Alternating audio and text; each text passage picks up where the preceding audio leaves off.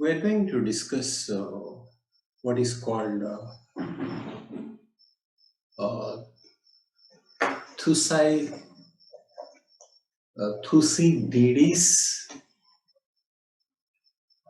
trap. Thucydides' trap.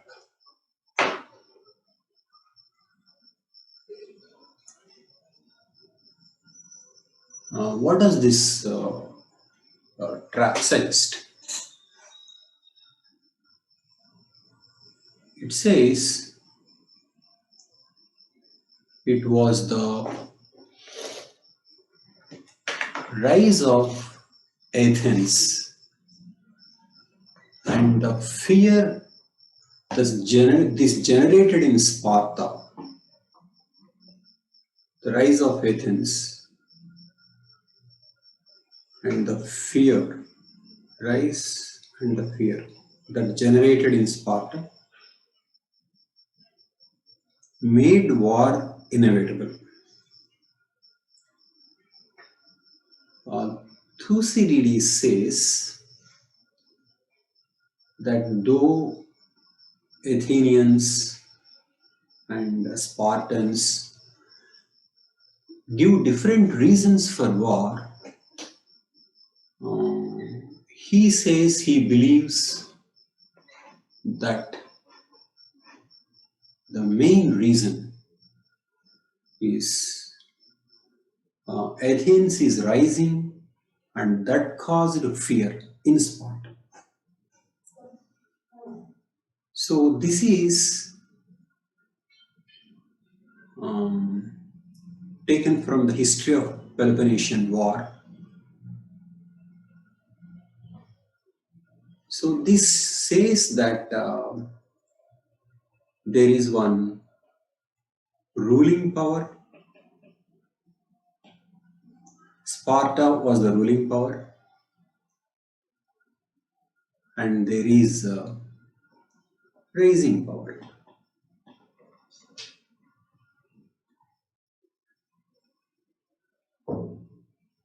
Okay, rising power. Rising power.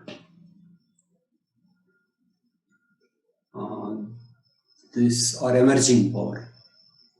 This emerging rising power will be a threat to the ruling power, and this leads to war.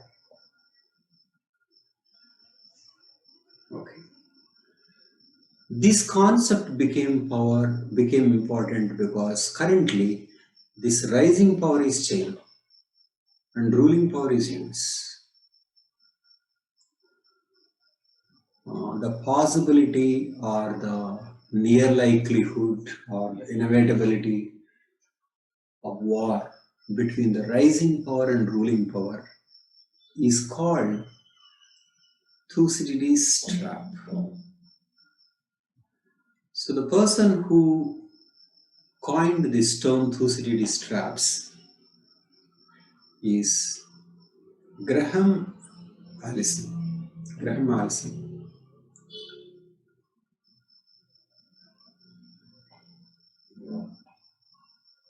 An American political scientist.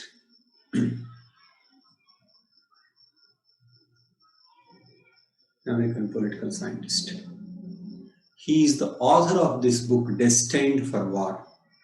Can America and China escape Thucydides' trap? And this book was backed or a result of research led by Allison. It is a case study by Harvard University Belfer Center for Science and International Affairs.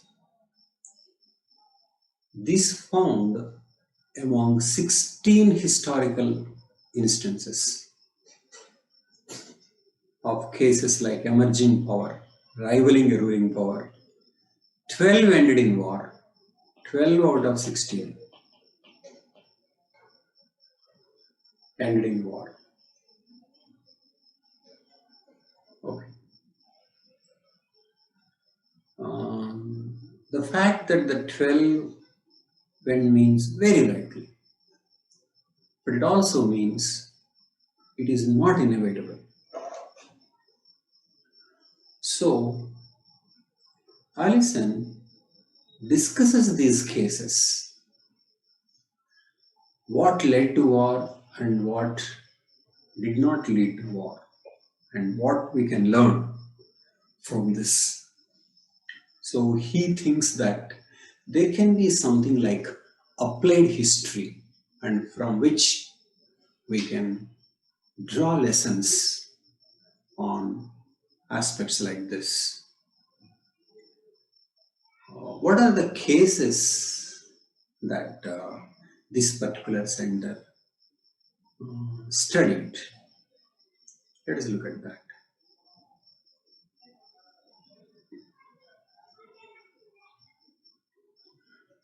These are the cases.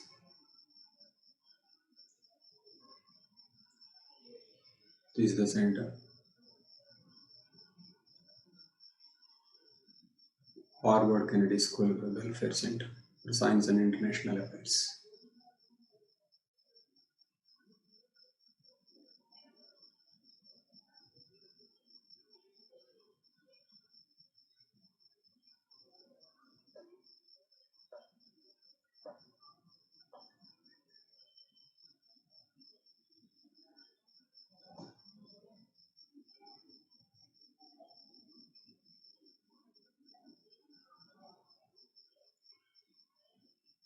And this is the Thucydides trap case file.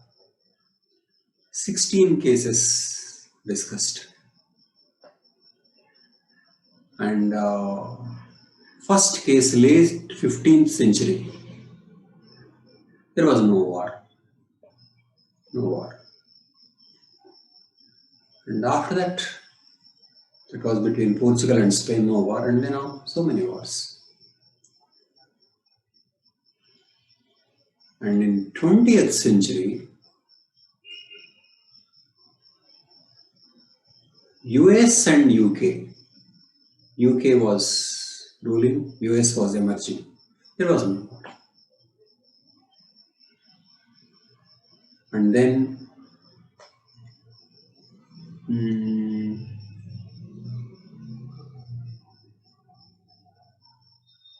two wars, two no war cases, and then last two, US and Soviet Union, no war, and UK and France versus Germany, 1990s onwards, no war. Germany was emerging as powerful. And if we notice that after nuclear weapons developed, after the war between USA and Japan, there were only two cases of no war. US and Soviet Union and UK and France versus Germany, only two cases.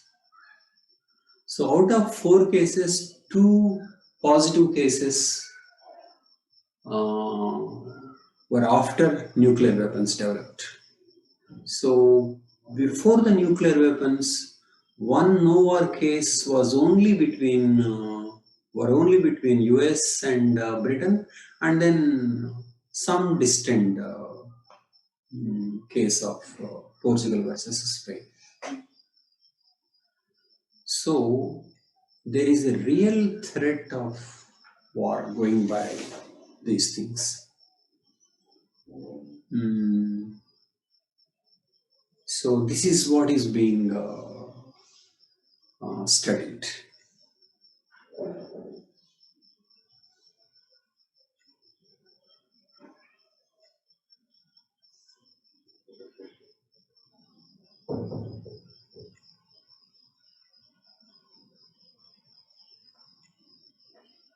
Okay. Why is it like this? Why is China emerging power now? Let us look at that.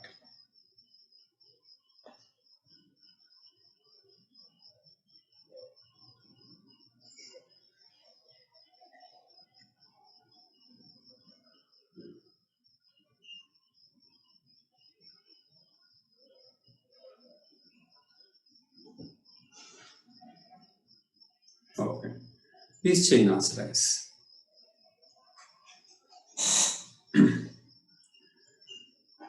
The most important thing about China is economic growth. Economic growth.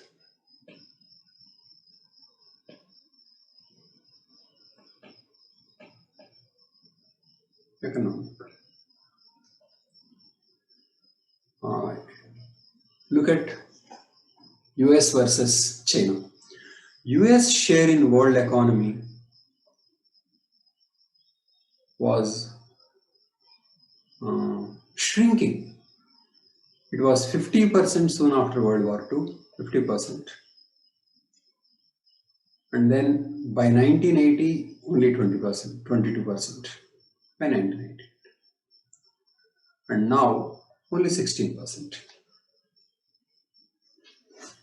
Whereas China's share in 1980 was only 2%. And in 2016, it is 18%. 2016. It crossed US. And now by 2040, it can go up to 30% by 2040. And some may be interested in comparison with India. This is the comparison. For every 2-year period rise since 2008, an increment in China's GDP is larger than India's GDP. So every 2-year rise in China's GDP is equal to India's GDP. So this is a enormous economic expansion.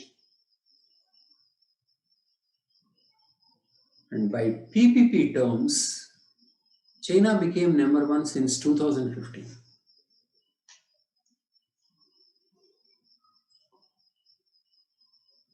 And another interesting fact, between 2011-13 and 11 to 13, China produced and used more cement than the US did in the entire 20th century. Okay. So sheer size of its GDP is very, very impressive. And this made a huge impact on poverty. Okay.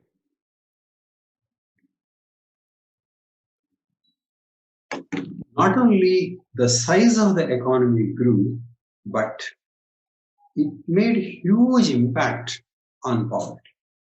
For example, a generation ago, 90% lived on less than $2 a day. Now, less than 3% live like that. It's a huge improvement in eradication of poverty. Between 81 and 2004, half a billion lived out of. In 1949, life expectancy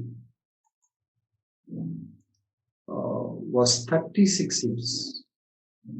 By 2004, 76 years. Literacy rate from 2% to 95%. Okay. All this because of huge change from 1980s onwards, introduced by Deng. But of course, before the 1980s, the traditional inequality was addressed, and there was more of human development in terms of literacy rate. So there was human development, that was the capital, and based after that, access to market and capitalism was introduced. So much that China surpassed US with maximum number of billionaires in 2020. Okay. But all this is because of the size. Even now, per capita income of China is still 1/5 of America. So size and lifting millions of people out of poverty contributed. And certain things that we need to understand is that this operated on authoritarian system. Authoritarian system. This authoritarian system was created by the communist regime.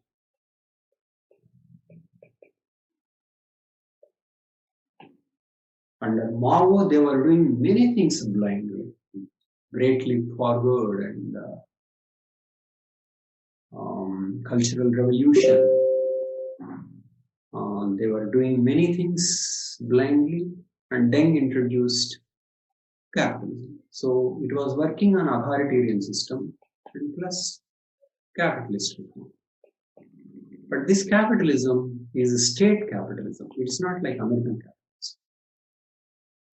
And this working on a huge population. And also remember, this is like catching up kind of growth.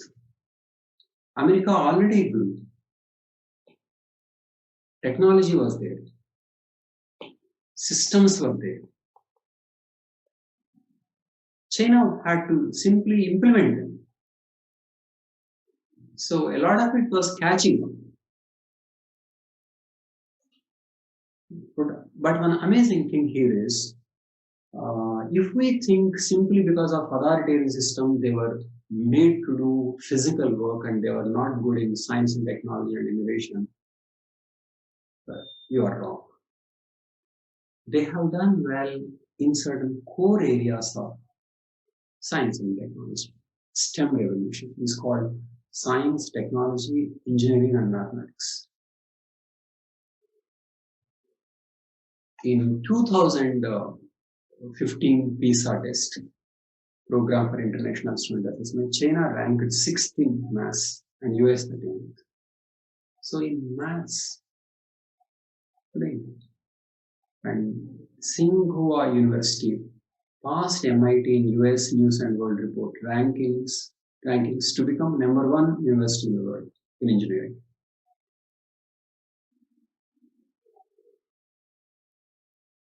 And in 2015, China registered twice as many applications for new patents in robotics. Added 2.5 times as many industrial robots to workforce compared to US. So it means in the areas of IT, innovation, science, and maths, China is doing well. So it may be a politically unfree ambience, but so far it has not prevented innovation. We don't know whether such a political ambience will one day place limits. But a lot of it is borrowed from US. That's what he said. What is called R&D in US, research and development in US, it is called R&D and T in China. T stands for what?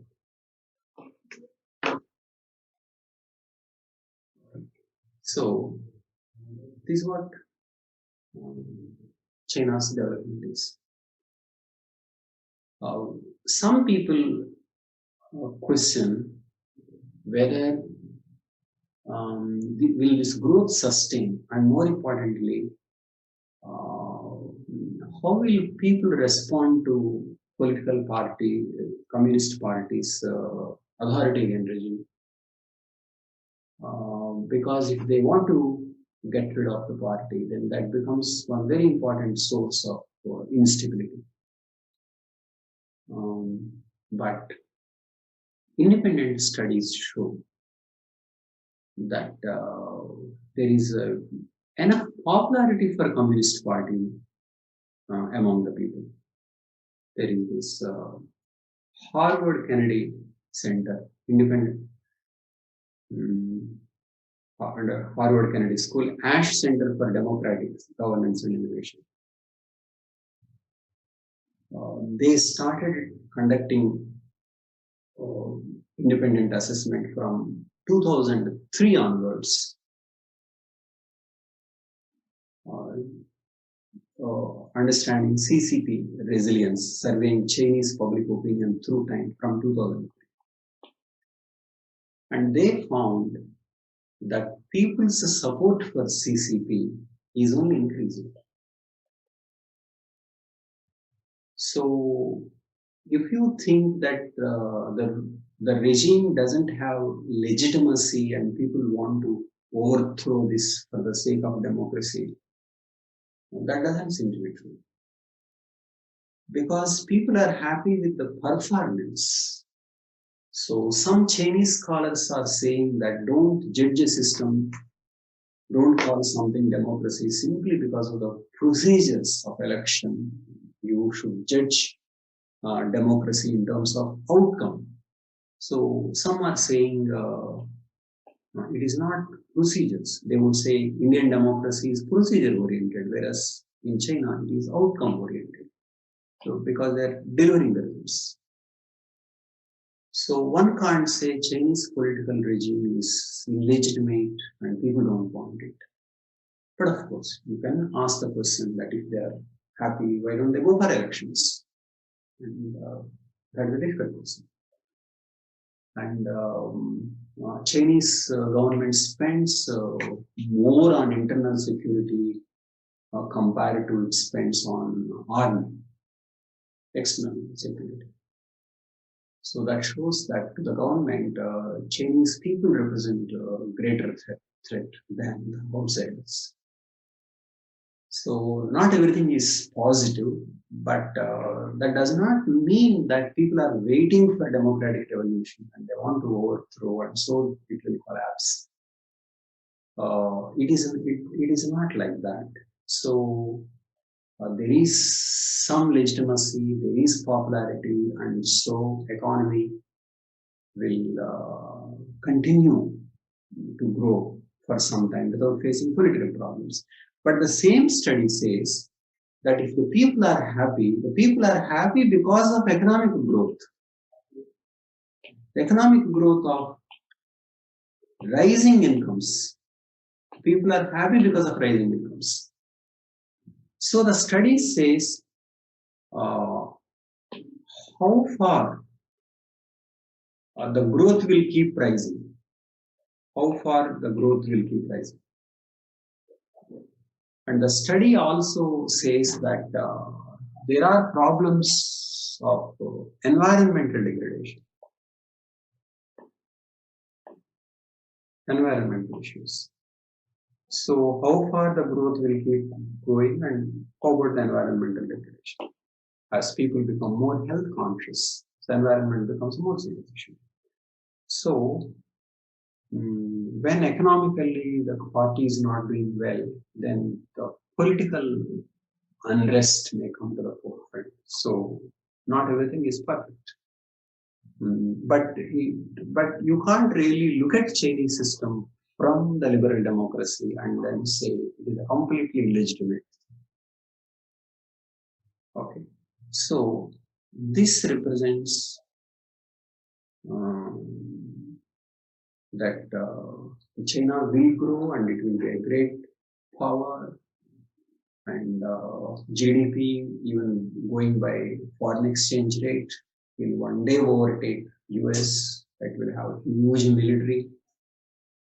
As of now, China is spending only 2% of GDP, whereas USA spends 4%. And so China is definitely going to be a very, very serious challenger to US supremacy. There are almost no doubts about it. Okay. So, what should the US do? What should US do?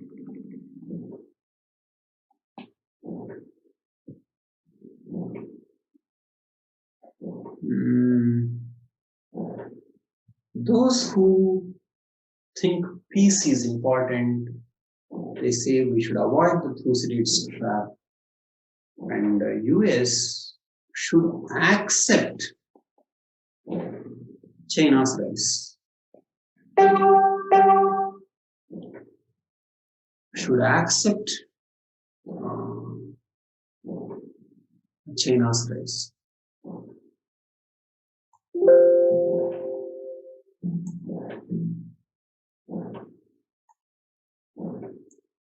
So US should accept China. Um, the question is, what other alternative does it have? Some people, in America and outside, they say they should contain. But so far, containment policy led to trade war, and trade war makes US worse because China is related to um, many countries in trade. So for US to uh, refuse to trade, US will have to isolate itself. So trade war is not a solution, and creating an inner coup or a change is not easy. And go for a war that is deadly because of nuclear weapons. So I think US should think differently and accept that others also can rise and Asia can rise, and we should accept with grace this man by name Kishore Mahbubani, the author of Has China Won, says that US really has no effective policy in containing China or preventing it from becoming a major power. Kishore Mahbubani says that Henry Kissinger himself has accepted that US has in fact no strategy. Trade war is not a trade sanctions are not a strategy. War is not a strategy. Mm, So I think and more importantly, why shouldn't China rise? That is more important. You should create a world system by which um, countries who are doing well rise peacefully. So why should there be any effort to contain China? In fact, there is a lot to gain from China going by projects like BRI. So we have to see that China is behaving positively and in that process it is becoming powerful, and that's what it is trying to do. And other countries should cooperate because if one is trying to be powerful by increasing GDP, by lifting so many people out of poverty, and but there is nothing wrong in that. There is nothing wrong in that. So we should try to create a system where countries emerge and become powerful in a smooth way and according to certain norms. And we can't say that only US should remain sole superpower forever. So Kishore Mahbubani says that it is time for Asia to become a leader. And US should accept that. So we should think of how to create norms by which certain countries, when they deserve to be powerful, when they deserve to reach when they deserve to influence the world, they come to do so in a peaceful way. So I don't think there should be any containment policy.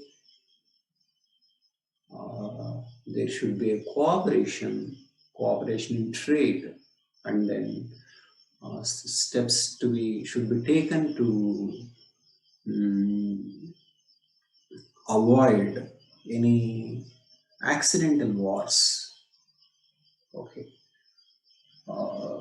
Graham Allison gives many examples of wars which are not planned by the countries. Take, for example, World War One. Just one small event created such a chaos.